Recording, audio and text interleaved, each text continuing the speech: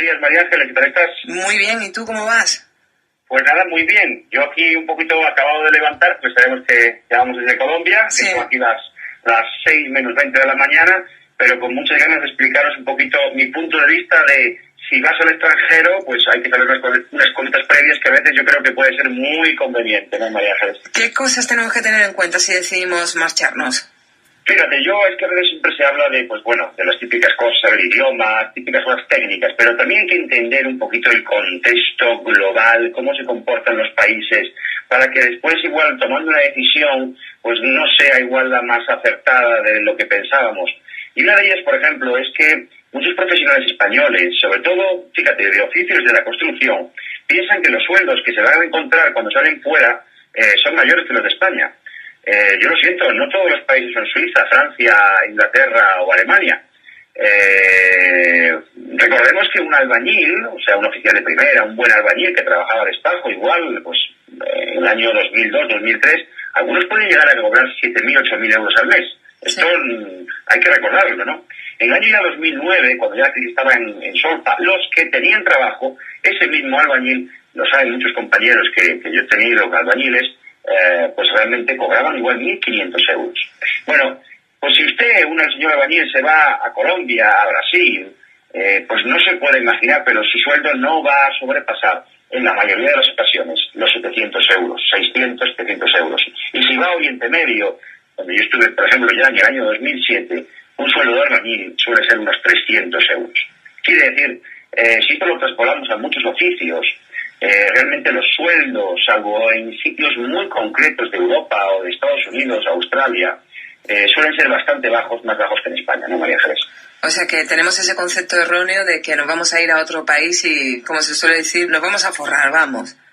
Claro, eso lo siento mucho. Antiguamente lo que pasaba que las empresas españolas, tipo Ferrovial, tipo ACS, Dragados, pues a veces tenían obras en el extranjero y necesitaban mano de obra especialista y entonces traían profesionales desde España con unos altos sueldos, evidentemente, dada la bonanza que tenía España y con dietas y todo pagado.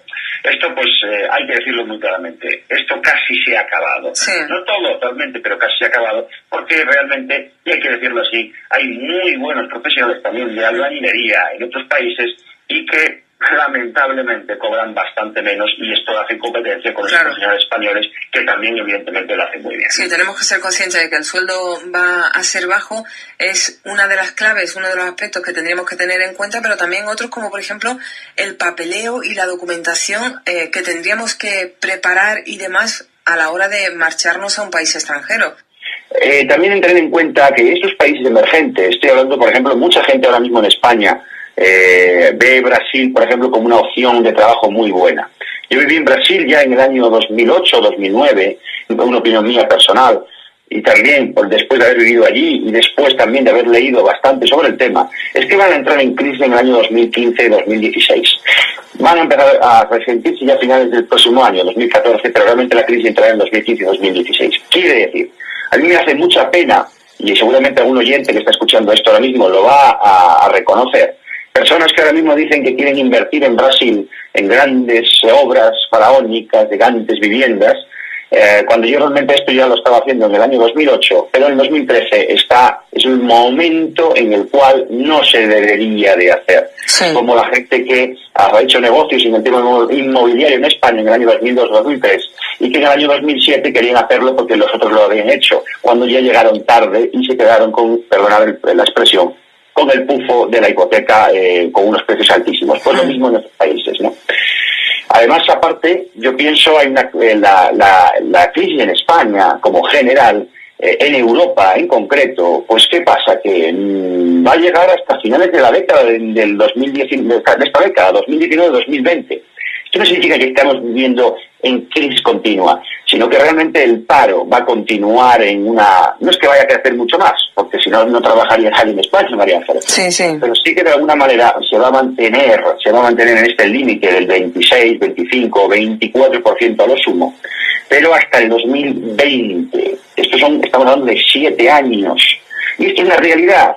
Y esto, si cualquier persona que ponga los pies sobre la tierra se dará cuenta de que esto va a ser así. ¿Por qué? Porque en el año 2015 se supone que Europa, y también España, iba a sufrir, digamos, un pequeño avance, para entendernos, pero con la crisis de los BRICS, con la crisis de digamos, de sus países, Rusia, Brasil, China, India, van a tirar para atrás de Europa, y esto va a hacer que el paro no vaya a subir mucho más, pero sí se mantenga y no vaya a mejorar.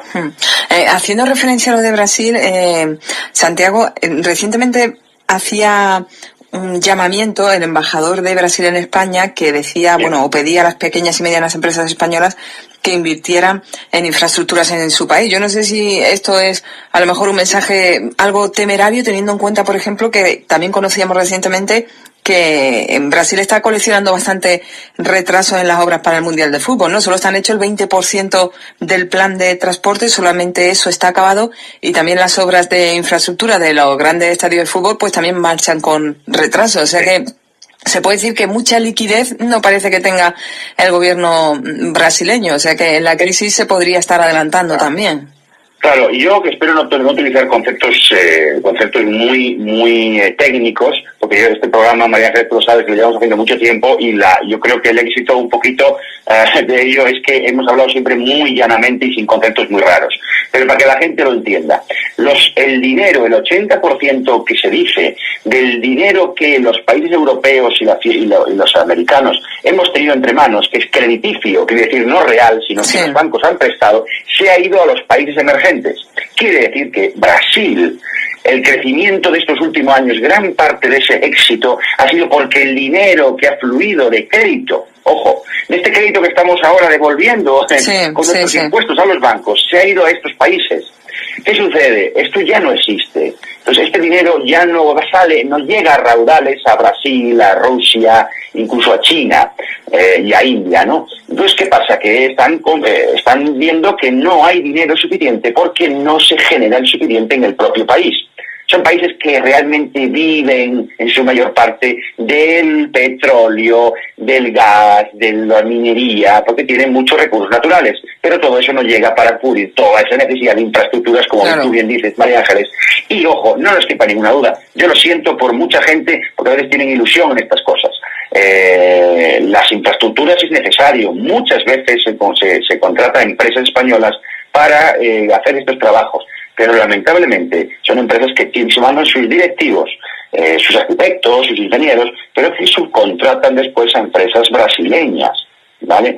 Y entonces esta es la realidad, o sea, no se crea, porque un trabajador español para irse al extranjero, que menos que gane pues 2.000, 2.500, 3.000 euros, porque si no, no se iría al extranjero. Pero es que estos sueldos es una barbaridad en comparación con lo que cobran en este país, ¿no, María? Bueno, pues Santiago, lo tenemos que dejar aquí porque llega el momento de dar a conocer a nuestros oyentes las ofertas de empleo que nos da tu compañero también, Paco Carrillo, desde el rincondelparado.com. Así que, Santiago, ya volvemos a hablar contigo el próximo lunes. Muy bien, María Ángeles, un abrazo muy fuerte a ti y a todos tus oyentes. Gracias, un abrazo, Santiago.